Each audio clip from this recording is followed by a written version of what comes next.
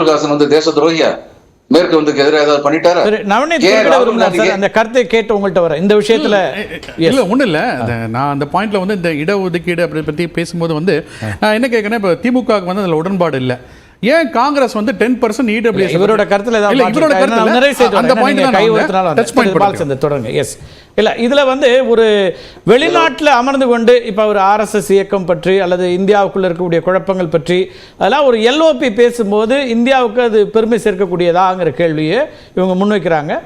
அதுக்கு வந்து மாற்றா நீங்க பிரதமர் அப்படி பேசுறாருங்கிறதுனால இவரும் அதை தான் பேச வேண்டியிருக்கா அப்படிங்கிற கேள்வியும் சேர்ந்தே வருது. பேச வேண்டிய நிர்பந்தத்துக்கு உள்ளாராங்க. என்ன பிரதமர் அங்க போய் இதுக்கு முன்னாடி லஞ்ச லாவண்யமா ஒரு ஆட்சி இருந்தது, அந்த ஆட்சியை மாத்தி நாங்க இப்ப ஆட்சிக்கு வந்திருக்கோம் அப்படின்னு சொன்னாருன்னா, அதையும் தவிர இந்த நாட்டுடைய முன்னேற்றமே 2014 அப்புறம் தான் ஆரம்பிச்சிச்சு அப்படிங்கிற மாதிரி பேசினா, வெளிநாட்டுல போய் பேசினா வெளிநாட்டு பத்திரிகைகள் அதை வந்து வெளிநாட்டு ஊடகங்கள் அதை பிரகாசப்படுத்தி போகும்பொழுது இவர் போகும்போது தெளிவுபடுத்த வேண்டிய கடமையாவது இவருக்கு இருக்குல்ல.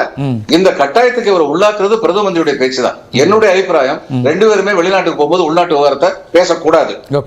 ஆனா நீங்க ராகுல் காந்திக்கு மட்டும் வாய்ப்பு விட்டு போட முடியாது. முதல்ல பிரதம மந்திரி தானே திருத்திக்கிட்டோம், அதுக்கப்புறம் ராகுல் காந்தி சொல்லுவோம் நீங்க உள்நாட்டிலே வச்சு பேசுங்க அப்படின்னு. அவ்வளவுதான். பட் இப்ப அங்க போய் எஜுகேஷன் சிஸ்டம் எல்லாமே ஓகே ஆச்சாரி. எஸ் சார் சொன்னதுல வந்து இந்த லேட்டரல் என்ட்ரி பத்தி நான் ஒரு சிறிய விளக்கம் கொடுக்கணும்.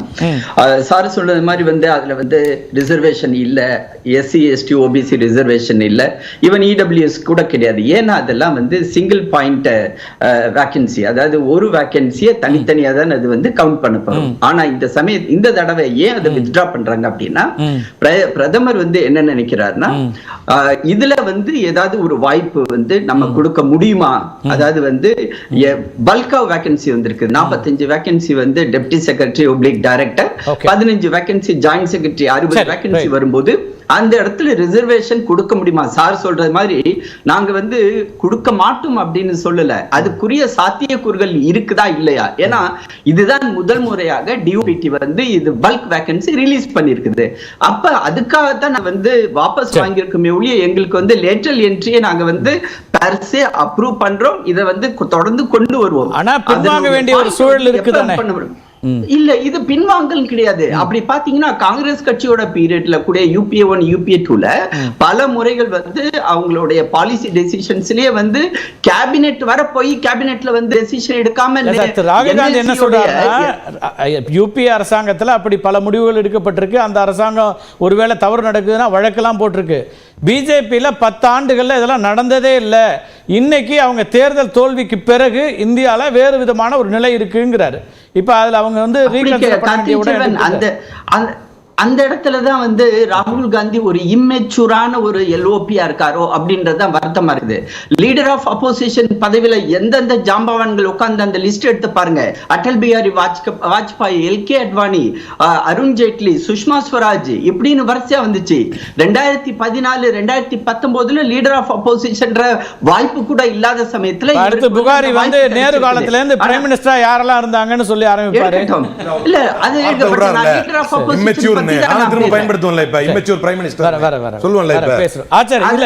அதாவது இந்த இடத்துல எதனால வந்து நான் இதை வந்து சொல்றேன் அப்படின்னா, அவர் பாலச்சந்திரன் சார் சொல்றாரு பாத்தீங்களா, நம்ம வந்து பிரதமருக்கும் பொருந்தும்னா அதுக்கு ஈக்குவலா LOP-க்கும் பொருந்தும், LOP-க்கு பொருந்தும். அதுல ஒரு பாயிண்ட் என்ன சொல்ல வர்றாருன்னா, பிரதம அமைச்சர் வெளிநாடுகள்ல போய் இப்படியான கருத்துக்களை சொல்லிட்டு வந்த பிறகு அதை ரூல் அவுட் பண்ண வேண்டிய அல்லனா அதுல ஒரு விளக்கத்தை சொல்ல வேண்டிய தேவை LOP-க்கு வந்துச்சு பேசுறாருங்கிறார் அவர்.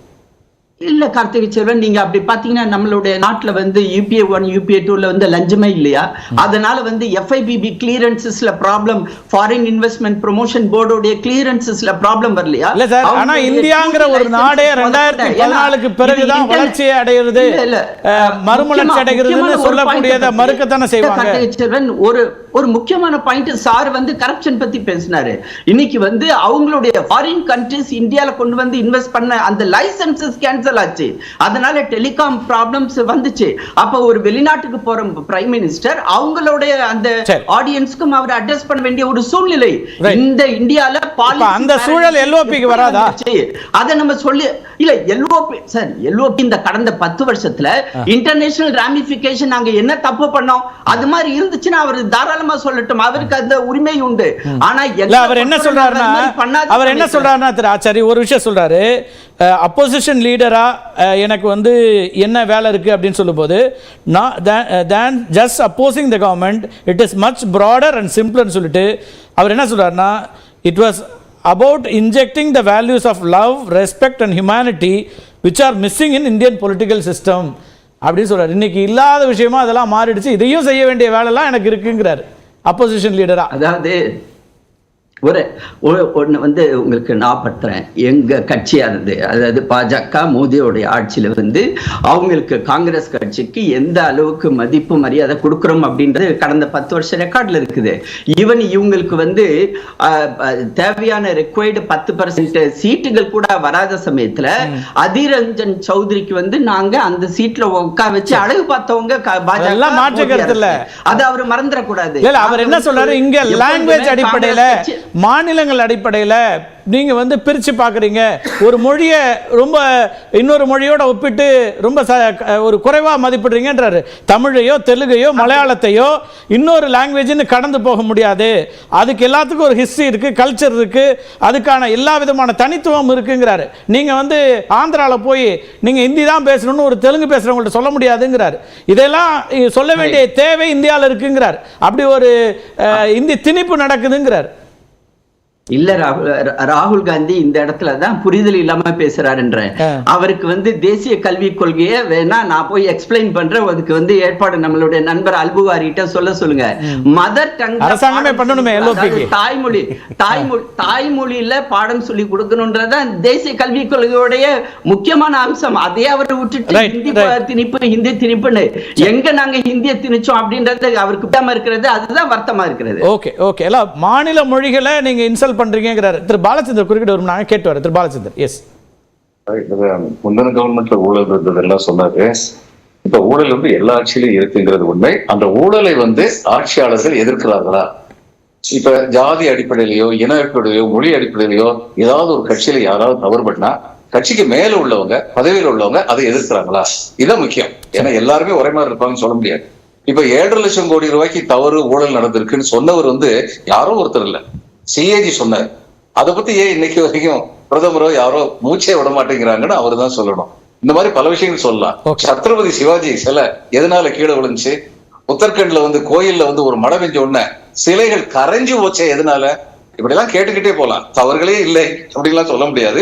தவறுகளே இப்ப செபி சீஃபை பத்தி என்னென்ன பேச்சு வருது, அரசு என்னமே பேச மாட்டேங்கிறாங்க. வரிசையா நியூஸ் வந்துகிட்டே இருக்கு. இதுக்கெல்லாம் என்ன பதில் சொல்ல போறாங்க?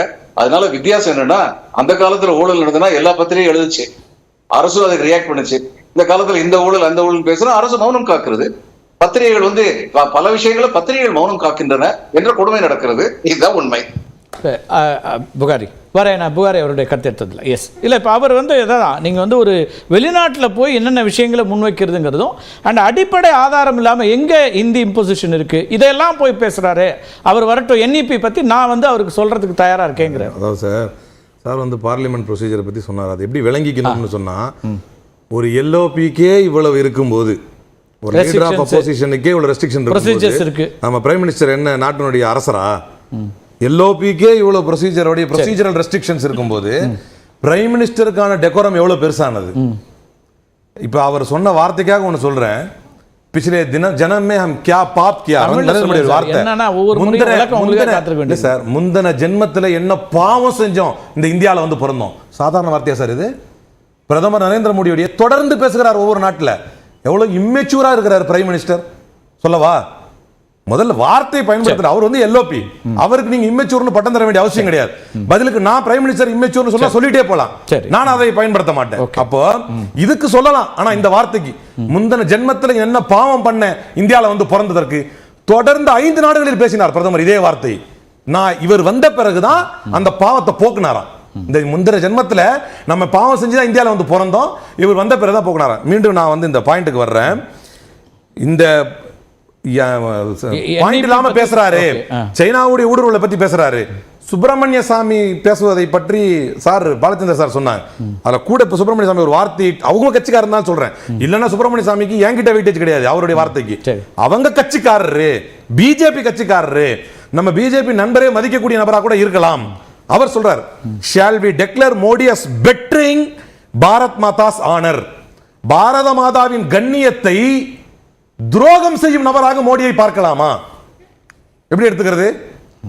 அவர் தான் சொல்றாரு 60 kilometre inside Indian territory Chinese PMPLA incursion இல்லையா? ராஜ்நாத் சிங் மறுக்கிறாரு. ஓகே, உங்க கட்சியில இருக்கிற ஒரு சுப்பிரமணிய சாமி தான் சொல்றாரு. மீண்டும் இல்ஹான் உமருடைய சப்ஜெக்ட் நான் வரேன் sir. he is a parliamentarian. China நம்மளுடைய இடங்கள் டெரிட்டரி ஆக்கிரமிச்சாலும் பிரதமர் அவர் வரும்பொழுது எப்படி மரியாதையோடு வரவேற்கிறாரோ அப்படி ஒரு நிகழ்வுக்காக ஏற்பாடு செய்தால் பல பேர் வந்து சந்திக்கும் பொழுது அவர் முன்னனுமதி வாங்கியே வந்து சந்திப்பதில் எந்த தவறும் இல்லை. அவர் இந்தியாவுக்கு எதிராக கருத்து சொல்லுவராக இருந்தால் அவருக்கு எடுத்து கூறலாம், உங்களுடைய கருத்துக்களை நீங்கள் மாற்றிக்கொள்ளலாம் என்று சொல்லலாம். ஆனால் அவர் அதற்கான இடத்தில் ஒரு பொறுப்பில் இருப்பவர். நான் பூசிமொழி விட்டேன் என்று சொல்றார். மீண்டும் வருகிறேன், ஆர்கஸ்ட்ரேட்டட் ரைட்ங்கிற காரணத்தை, அந்த வார்த்தையை நான் ஏன் பயன்படுத்தினேன் மீண்டும் சொல்கிறேன். ஒரு பிரதமர் கொல்லப்படுகிறார், அதை தொடர்ந்து கலவரம் நடக்கிறது. ஆனால் நீங்கள் நடத்தியது நீதிமன்றம் அது அப்படி சொல்லலங்கிறதை நம்ம சேர்த்து பார்க்கணும். ஐயோ, நான் கண்டிக்கத்தக்கது, வேதனைக்குரியது, ஏற்றுக்கொள்ள முடியாது, சட்டவிரோதமானதுன்னு சொல்றேன். ஆனா நடந்ததற்கான காரணத்தை பார்க்கணும். ஆனால் குஜராத்தில் நரேந்திர மோடி தான் இந்த கலவரத்தை முன்னின்று நடத்த சொன்னார் என்று நான் சொல்லவில்லை. இன்றைக்கு சிறையில் இருக்கும் சஞ்சீவ் பாட் சொல்கிறார். அதற்காகத்தான் ஆர்கஸ்ட்ரேட்டட் என்ற வார்த்தையை பயன்படுத்தினேன் என்று நவநீத் சாருக்கும் சொல்கிறேன், பாஜக நண்பருக்கும் சொல்கிறேன். ஆர்கஸ்ட்ரேட்டட் நான் ஏன் சொல்றேன் அப்படி? நண்பர் ஒரு நிமிஷம், நீங்க அமைச்ச கமிட்டி ரிப்போர்ட் கொடுத்துற உச்சநீதிமன்றத்தில் அந்த கேஸ் க்ளோஸ் ஆயிடுச்சு. நீங்க திரும்ப திரும்ப அதை சொல்றதுல வந்து நடத்த முடியாத கேஸ். இல்ல இல்ல, நான் திரும்ப சொல்றேன். ஒரு நடத்த முடியாத கேஸ். ஸ்டேட்டஸ் கோ வந்து பாருங்க, இப்ப கூட வந்து ஜெகதீஷ் ஸ்டேட்ல இருக்காரு.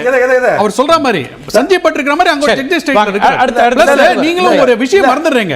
அந்த கலவரத்துக்கு தொடக்க புள்ளி வந்து ரயில் எரிப்பு சம்பவம்ன்றது யாரும் சொல்ல மாட்டாங்க. அந்த ரயில் எரிப்பை பற்றியும் பிபிசி அறிக்கை தெளிவா சொல்றது. நீங்கள் தான் இந்து யாத்திரைகளை எரிக்கிறீர்கள் என்று சொல்கிறது. இந்து யாத்திரைகளை எரிப்பதனால் சிறுபான்மை மக்களுக்கு என்ன பிரயோஜனம் வந்துருவாங்க? அது பெரிய கலவரமாக அதெல்லாம் விட்டுருங்க. சரி, ஒரு ஸ்டேட்டஸ் பத்தி சொல்றாருல, ஒரே ஒரு கேள்வியை கேட்கிறேன் சார். எதுக்கு சார் பில்கிஸ் பானு கற்பழிப்பு குற்றவாளிகளை ரெவிஷன் கமிஷன் 10 பேர் அமைச்சீங்க? அது 2 பேர் பிஜேபி எம்எல்ஏ சார். ஒருத்தர் கோதராவுடைய எம்எல்ஏ, இன்னொரு பிஜேபி எம்எல்ஏ சார். நீங்க 2 பேர் ரெவிஷன் கமிஷன் மூலமாக நீங்கள் வெளியிட்டதை மரியாதைக்குரிய ஜஸ்டிஸ் நாகரத்னா சொல்லும் பொழுது it is a fraud play in this court by the Gujarat government என்று சொன்னார். நீங்க fraud, உங்களுடைய நீங்க செய்தது fraud play. நீங்கள் ஏன் why you didn't oppose the release என்று குஜராத் அரசை பார்த்து கேட்டது. எதற்காக ரிலீஸ் பண்ணீங்க பில்கிஸ் பானு கற்பழிப்பு குற்றவாளிகளை? நீங்கள் அந்த கலவரத்துக்கு பின்னால் இல்லை.